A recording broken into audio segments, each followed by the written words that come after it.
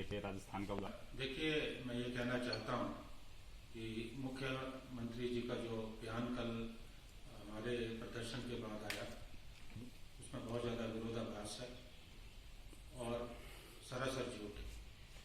मैं ये कहना चाहता हूँ कि कल का हमारा जो प्रदर्शन था, हमने जो ज्ञापन भी मुख्यमंत्री जी को सौंपा, मुख्यतः हमने ये कहा था कि जो बाहर के राज्यों से हिमाचल में पर्यटक आ रहे हैं, क्योंकि सीमाओं पे हमारा जो आधारभूत ढांचा है वो बहुत ज़्यादा कमज़ोर है कि भारी संख्या में ऐसे लोग जो किसी बगैर प्रमाण पत्र के प्रदेश में प्रवेश कर रहे हैं और पकड़े जा रहे हैं। कुल्लू में भी पकड़े गए, शिमला के शोघी बॉर्डर में भी पकड़े गए और बहुत सारे ऐसे हमारे पास उदाहरण है, हमारी सूचनाएं कि सैकड़ों की संख्या में हिमाचल प्रदेश में ऐसे लोग प्रवेश कर चुके हैं जिनके पास कोई प्रमाण पत्र नहीं। हमारा ये प्रश्न उठता है कि जब आपके पास आधारभूत ढांचा सीमाओं पे नहीं है तो आपने कैसे इजाजत दी? हम हिमाचल प्रदेश में जो पर्यटन व्यवसाय है उसके विरोधी नहीं। आज सबसे ज्यादा विरोध जो होटल व्यवसायी है वो कर रहे हैं। हमारे जो कारोबारी के संगठन है वो भी पुरजोर विरोध कर रहे हैं। मुख्यमंत्री जी ने बहुत ज्यादा जल्दी की, केंद्र के आदेश को मानने की का उन पे दबाव था। उन्होंने हिमाचल की जो भौगोलिक स्थिति है उसको समझते हुए केंद्र सरकार से रियायत लेने की जरूरत थी, जो उन्होंने नहीं की। हमारी भौगोलिक स्थिति दूसरे प्रदेशों से भिन्न है। मुख्यमंत्री जी को इस बात की समझ होनी चाहिए, लेकिन जो फैसला उन्होंने किया, आज जिस ढंग से हजारों की तादाद में हिमाचल प्रदेश में जो पर्यटक है वो प्रवेश कर रहे हैं, ये चिंता का विषय है। मुख्यमंत्री जी ने एक झूठ और कहा कि कांग्रेस पार्टी ने जो बाहरी राज्यों से जो हिमाचल के लोग हैं उनको प्रदेश में लाने का विरोध किया। बिल्कुल गलत है। आप लोग जानते हैं, हमने भी कई बार बयान दिए, ऑन रिकॉर्ड है।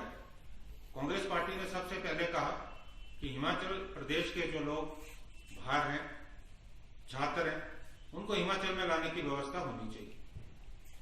हमारा पूरा इस पे दबाव था।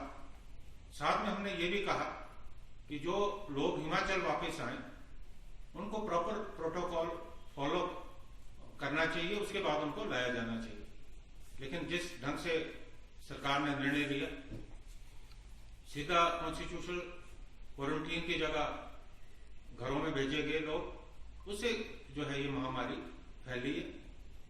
पहले जो नंबर 0 पे आ रहा था आज हजारों पे पहुंच गया। तो इसके लिए मुख्यमंत्री जो है जिम्मेवार है। हमने कभी नहीं कहा कि हमारे जो लोग बाहर फंसे उन्हें नहीं लाना, प्रदेश में नहीं लाया जाना चाहिए। दूसरी बात, मुख्यमंत्री जी कहते हैं कि कांग्रेस पार्टी नहीं चाहती कि प्रदेश में पर्यटन उद्योग जो है वो फिर से पुनर्स्थापित हो।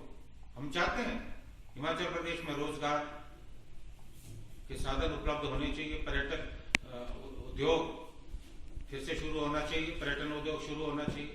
लेकिन आप सरकार की जो जिम्मेवारी है सरकार वहन नहीं कर रही। मेरा तो मुख्यमंत्री जी से निवेदन है कि आप विधानसभा का सत्र बुलाइए, क्योंकि आपके स्वयं के जो विधायक हैं पार्टी के, उन्होंने भी मांग की।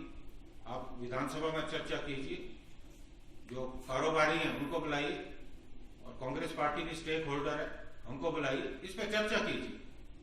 लेकिन मुख्यमंत्री चर्चा नहीं कर रहे हैं। जो भी दिल्ली से फरमान आता है, तुगलकी फरमान आता है, उसे बगैर सोचे समझे जो है लागू किया जाता है। दूसरी बात, हमारी जो कुछ मांगे और है, जैसे जो प्रस्तावित बसों के किराए में बढ़ोतरी है, हमने कहा कि तुरंत प्रभाव से रोक लगनी चाहिए। बयान भी आया सरकार का कि अभी निर्णय नहीं कर रहे।